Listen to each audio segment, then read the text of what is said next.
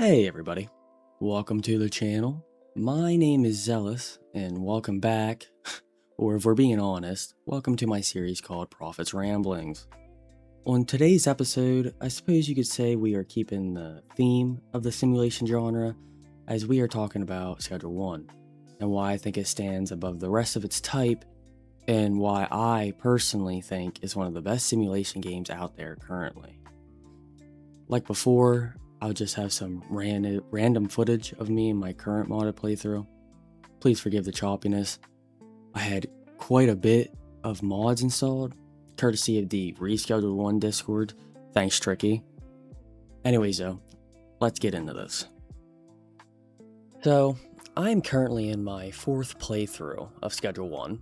2 modded and 2 vanilla runs. This has been about over a year of playing. Now, for me, that is very surprising.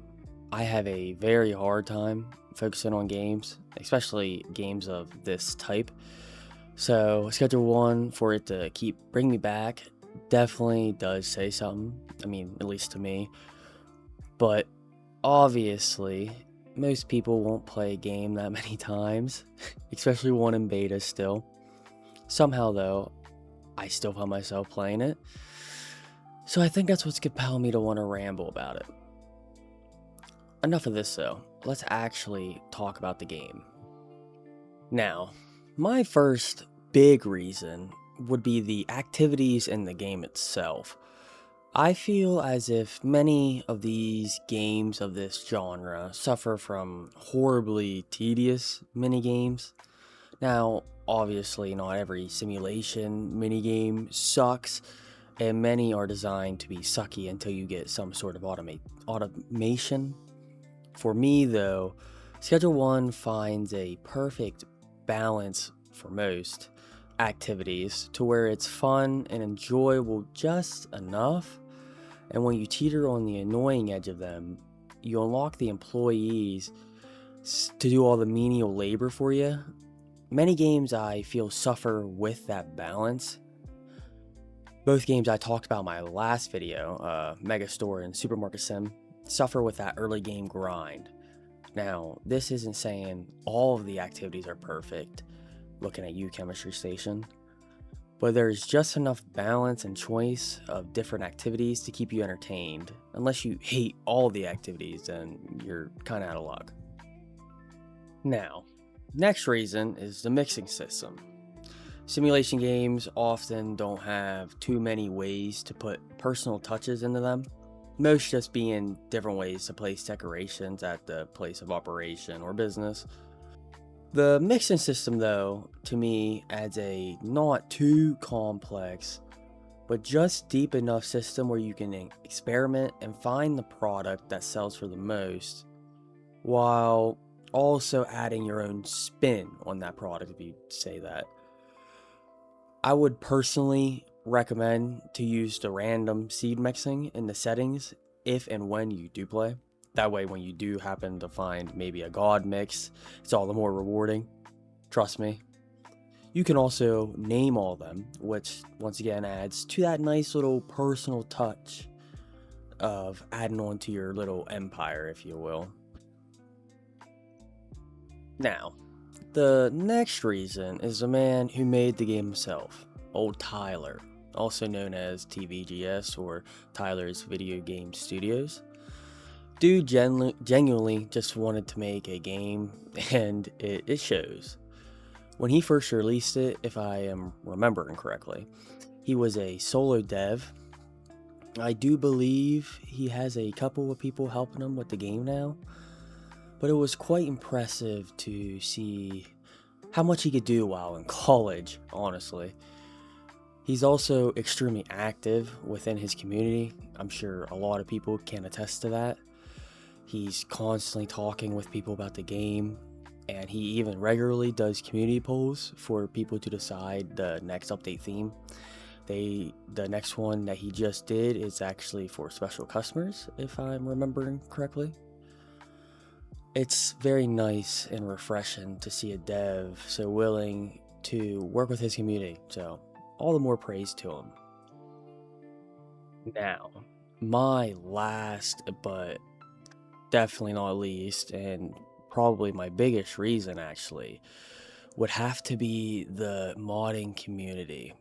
Now, it's no New Vegas level of mods, but there are quite a few active mod developers still. And let me tell you, you can really tweak this game to your exact liking. There are many choices, from raising stack sizes, revamping your dealers and employees, expanding your properties, adding the mixing system to other products, and even starting your own legal dispensary. I could keep going on, but I think you guys kind of get the idea I'm making. You can really make this game however you want.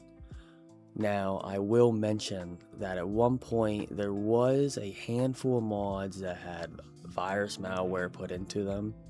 Two of those were increased stack size limits, and one of the many versions of the backpack mods is now been just over a year since it happened, if I remember correctly. I think it was last April. And you can thankfully use MLV scan. This essentially will run before the mods and check and make sure there are no malicious files or malware inside of those mods. Still though, I advise caution, exercise caution when installing any mods, just to be safe.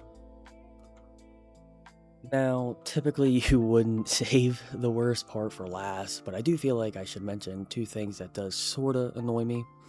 One is the bugs.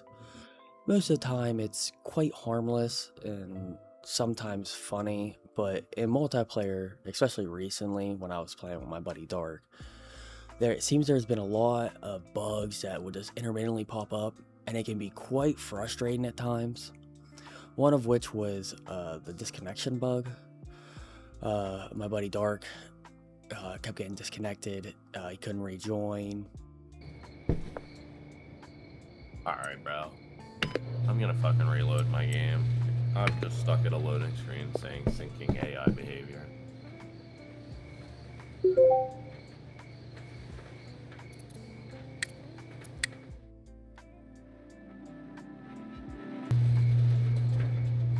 I've been honestly Still saying syncing NPC inventory.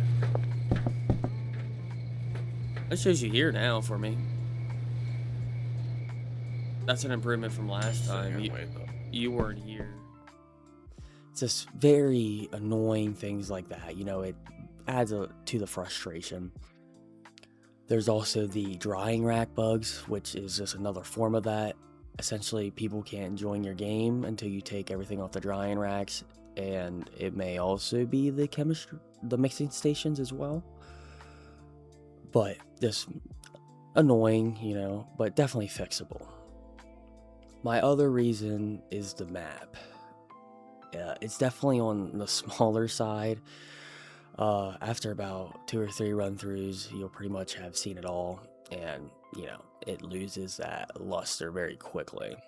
Now, these two things definitely don't take away from the game, just things to be aware of, and things that I hope and will most likely be addressed.